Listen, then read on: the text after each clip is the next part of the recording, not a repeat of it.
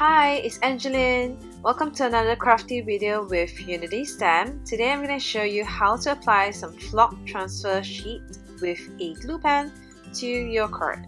So I'm starting off with the Here at Last stamp set by Unity Stamp. And here is a fun cutout with a die from Avery L, which is the oval burst die. And I've used some flamingo pattern paper here for my card.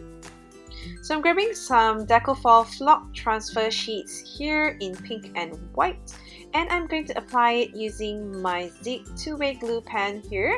You can use any adhesive that you have, but I like this pen because it can go into the tight and tiny spaces, as you can see on the baby's blankie here.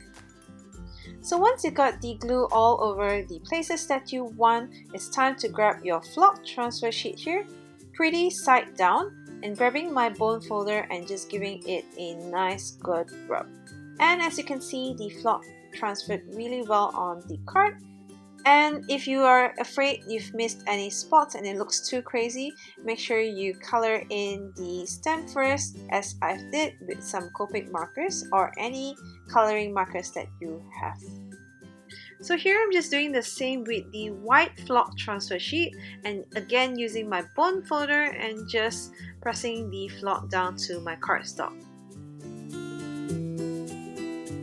Now it's time to assemble the card, so I'm just putting some glue right behind the die cut that I've done, and I'm just going to align it to my baby's cardstock and then placing that on my card base.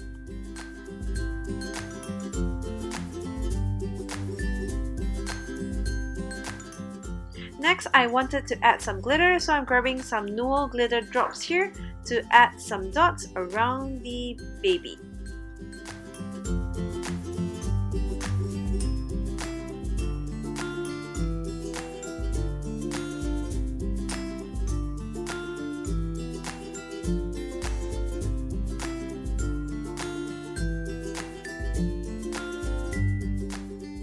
So here is a close-up of my card. I wish you can feel and touch the flock because it is so fuzzy. It is so fun to add this to your card.